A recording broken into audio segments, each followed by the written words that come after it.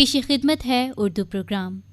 سامعین قبول فرمائے اپنی میزبان ثنا شیخ کا آداب۔ سامعین، جنگ آزادی کے دور سے ہمارے ملک کو فرنگی حکومتوں نے مذہب کے نام پر تقسیم کرنے کی بہت کوششیں کیں۔ اس دوران کچھ ایسے انقلابی ترانوں اور نظموں کی تخلیق کی گئی جس نے لوگوں کی آپسی یکجہتی قائم رکھی اور ساتھ ہی ساتھ امن کا پیغام بھی دیا۔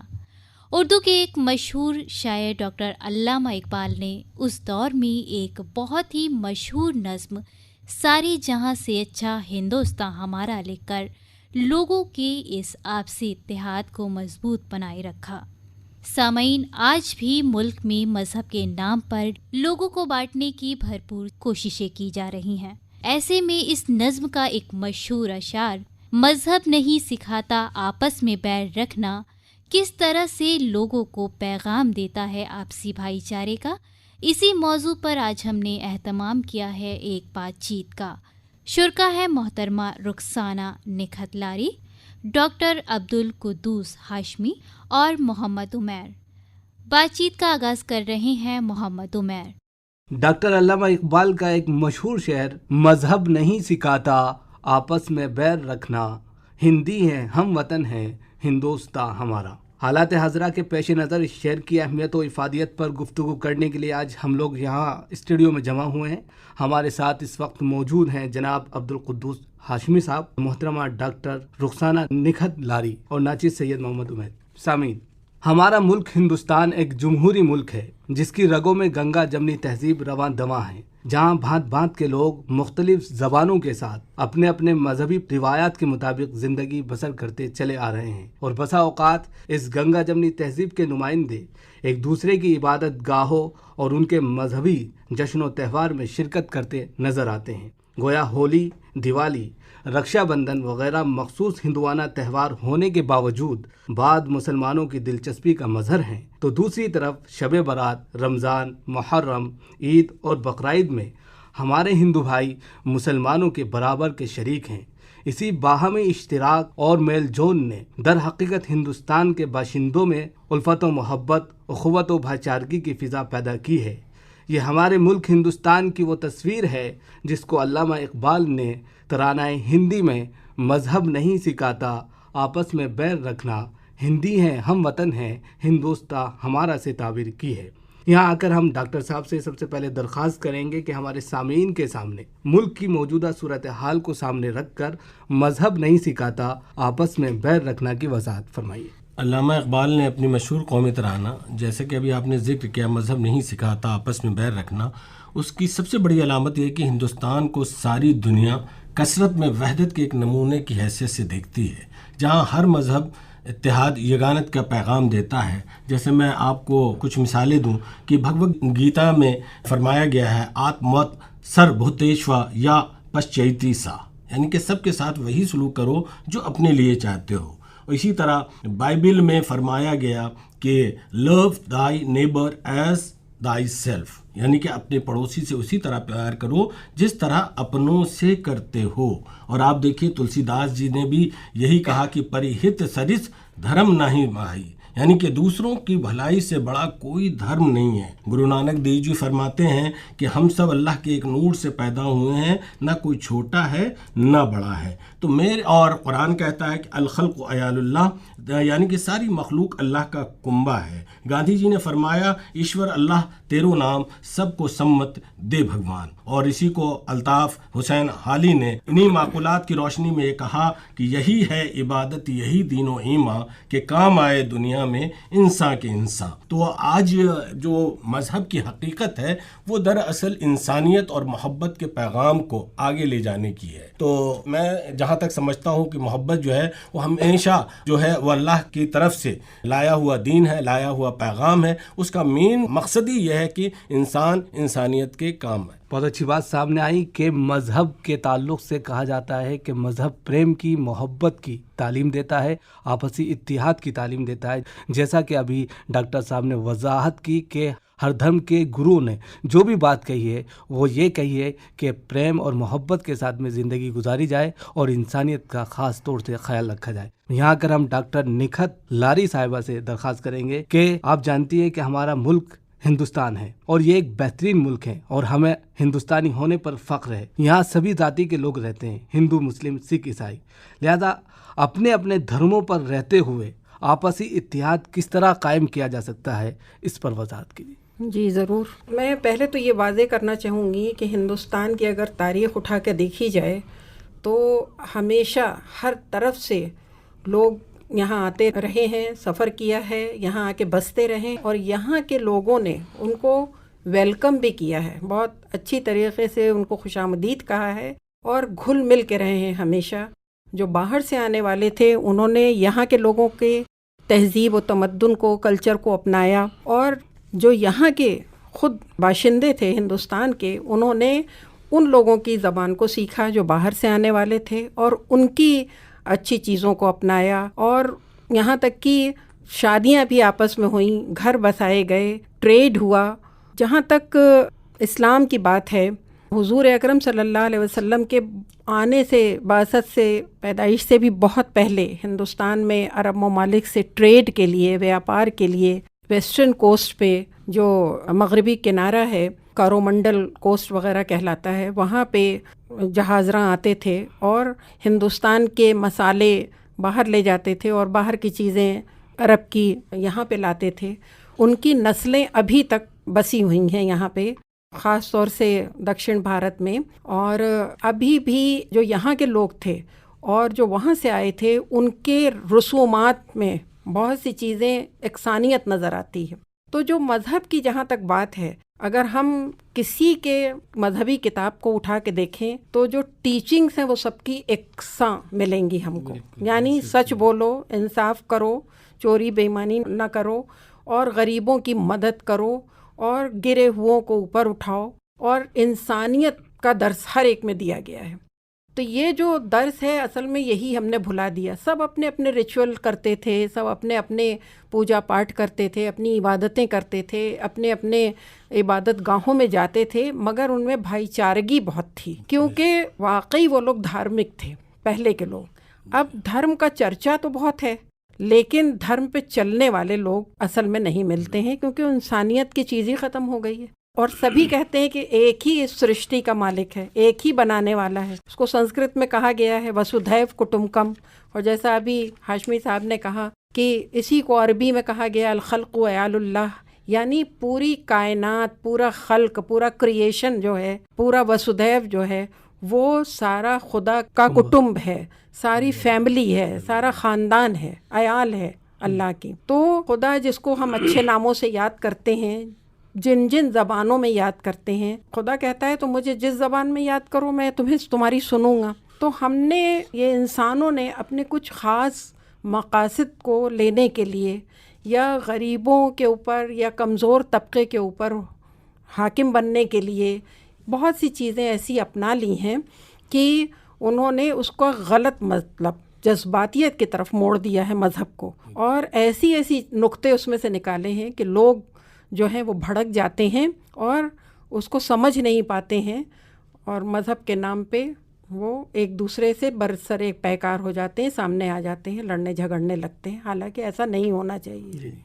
بہت اچھی بات آئی کہ الخلق عیال اللہ، پورا کا پورا کنبہ اللہ کا کنبہ ہے. اللہ نے پوری کائنات کو وجود بخشا ہے اور اس کے اندر جو بھی انسان بستا ہے وہ اللہ کے کنبے میں یعنی کہ خاندان میں آتا ہے. اب اس میں تمام مذہب کے ماننے والے خود بخود شامل ہو جاتے ہیں، وہ چاہے کسی بھی مذہب کے ماننے والے ہوں.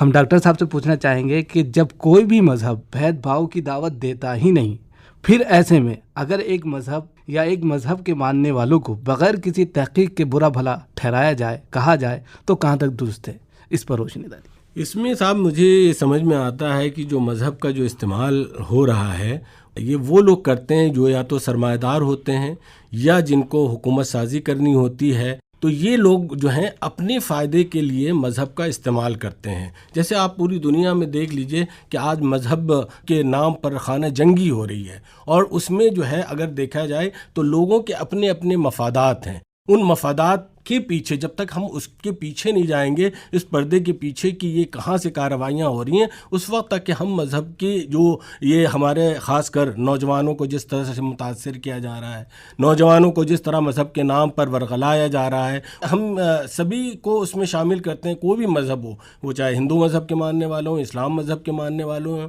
چاہے وہ عیسائی مذہب کے ماننے والے ہوں، سب کو ایک مذہب کے نام پر جو ہے ورغلا کر کچھ لوگ اپنی روٹیاں سیک رہے ہیں۔ اس میں بڑی بڑی بین الاقوامی شخصیتیں شامل ہیں، اور وہ مذہب کو ہی سب سے اچھا ہتھیار سمجھتے ہیں اور سب سے یہ سافٹ کارنر ہے۔ اور دوسری بات میں یہ کہتا ہوں کہ مذہب کے نام پر آج دہشت گردی کا ایک بول بالا کر دیا گیا ہے، دہشت گردی کو پھیلایا جا رہا ہے، بلکہ دہشت گردی وہ اس لیے پھیل رہی ہے کیونکہ اس کو ہم نے ایک انڈسٹری بنا دیا ہے۔ انڈسٹری بنا کے یہ بڑے بڑے ممالک ہیں، یہ اپنے اسلحے بیچ رہے ہیں، اور اس میں وہ غریب اور وہ نوجوان، وہ جو بے روزگار لوگ ہیں، ان کو اس میں شامل کیا جاتا ہے، اور شامل کر کے اپنے کاز، اپنے ہت اور اپنے اس کو مذہب کے نام پر جو ہے اس کو استعمال کر رہے ہیں۔ بہت اچھی بات یہاں پر سامنے آ رہی ہے کہ مذہب کے نام پر دوسرے لوگوں کا استعمال ہو رہا ہے، جو لوگ کمزور درجے کے ہیں یا مال کے اعتبار سے کم ہیں تو ان کا غلط استعمال ہوتا ہے، اس اعتبار سے کہ وہ بے روزگار ہوتے ہیں۔ اگر ان کو روزگار ملے تو امید کی جا سکتی ہے کہ پھر سے ہندوستان گنگا جمنی تہذیب بن سکتا ہے۔ یہاں پر ہم ڈاکٹر صاحبہ سے درخواست کریں گے کہ ماضی میں ہمارے ملک ہندوستان پر کئی دہشت گردانہ واقعات پیش آئے ہیں، ان واقعات کی ہم سب سے پہلے مذمت کرتے ہیں کہ ایسا نہیں ہونا چاہیے تھا، لیکن جب وہ واقعات ہوئے اس واقعے کو فوراً کسی خاص طبقے سے جوڑ دیا گیا، جبکہ اس بات کو ہر کوئی تسلیم کرتا ہے کہ دہشت گرد کا کوئی بھی مذہب نہیں ہوتا۔ اس پر آپ کیا کہتی ہیں؟ جی ہاں، بالکل، دہشت گرد تو کسی بھی یا خراب ذہنیت والے لوگ کسی بھی مذہب کے ہو سکتے ہیں، کسی بھی قوم، کسی بھی جاتی، کسی خاندان کے لوگ ایسے ہو سکتے ہیں۔ ایک ہی ماں باپ کے بچے یکساں نہیں ہوتے ہیں۔ ان کی حرکتوں کو، ان کی غلط حرکتوں کو، جس سے کہ انسانیت کو نقصان پہنچ رہا ہے، سوسائٹی کو نقصان پہنچ رہا ہے، ہمارے سماج میں گندی باتیں اس سے آ رہی ہیں، تہس نہس ہو رہا ہے سماج، فیملی کو ختم کیا جا رہا ہے، خاندانوں کو ختم کیا جا رہا ہے، ظلم کیا جا رہا ہے، ان کو کسی چیز، کسی مذہب سے جوڑ دینے کی وجہ سے پوری قوم جو ہے، یا تو اس کے اندر مایوسی آ جاتی ہے جو اس سے جڑے ہوئے لوگ ہیں اس قوم کے، یا پھر وہ اور بھڑک جاتے ہیں۔ جو اچھے لوگ بھی ہیں ان کے اندر بھی ایک عجیب سی کیفیت پیدا ہوتی ہے کہ دیکھو ہمارے بارے میں یہ کہا جا رہا ہے، جبکہ ہمارے مذہب میں تو ایسا نہیں ہے۔ اصل میں اس کے لیے ایک بہت بڑی چیز میں چاہوں گی کہ ہمارا ایجوکیشن سسٹم جو ہے اس میں کافی فرق لانے کی ضرورت ہے، اس میں وہ جوڑنے کی ضرورت ہے۔ جب میں نے اپنے بچپن میں پڑھا تھا تو جیسے کہ پوری دنیا میں لیونگ ریلیجنز، کون کون سے زندہ مذاہب ہیں، ان کے بارے میں اور ان کی اچھی باتوں کو سامنے لانے کی کوشش کرنی چاہیے۔ اسی طریقے سے ایجوکیشن میں ہر شعبہ، تاریخ ہے، تاریخ بہت خراب قسم کے بادشاہوں سے بھی بھری پڑی ہے جنہوں نے ظلم کیا ہے، چاہے وہ کسی بھی مذہب کے ماننے والے ہوں، اپنے ہی مذہب کے ماننے والوں پہ بھی ظلم کیا ہے لوگوں نے اور مار کاٹ کی ہے۔ تو اس کو زیادہ ابھارنے سے بہتر ہے اس کا ذکر ضرور ہو، کیونکہ تاریخ میں سچائی کی بھی ضرورت ہے، لیکن ایسی شخصیتوں کے بارے میں، ایسے راجاؤں کے بارے میں، راجا ہیں یا ریفارمرز ہیں، اصلاح کرنے والے لوگ ہیں بڑے بڑے، تو ان کی باتوں کو ہمارے کورس میں آنا چاہیے، کسی بھی شعبے میں، چاہے وہ سماجیات ہو، سوشالوجی ہو، یا ہماری تاریخ ہو، اتہاس ہو، یا ہماری لینگویج اور لٹریچر ہو۔ ہر ایک میں اچھی چیزوں اور اچھی شخصیتوں کو ہر مذہب کے لوگوں کو سامنے لانا چاہیے، تاکہ بچہ یہ سمجھے کہ اس مذہب میں بھی اچھے لوگ ہیں، اس میں بھی ہیں، اس میں بھی ہیں، اور ہر مذہب کے بارے میں اچھی چیزیں جو ان کی خاص طور سے جو ٹیچنگز ہیں وہ ہمیں سامنے لانی ہوں گی۔ ہم بہت سی چیزیں لوگوں کے بارے میں جانتے بھی نہیں ہیں، مذاہب کے بارے میں، اور ہم الٹی سیدھی باتیں جو پھیلا دی جاتی ہیں وہی سمجھتے ہیں کہ شاید یہ مذہب ہے۔ یہ کیسے ہو سکتا ہے؟ جو خدا سب کا بنانے والا ہے وہ کیسے غلط باتیں اپنی کتاب میں یا لوگوں کو کیسے بھیجے گا جو غلط راستے پہ چلیں یا دوسروں کا خون بہائیں؟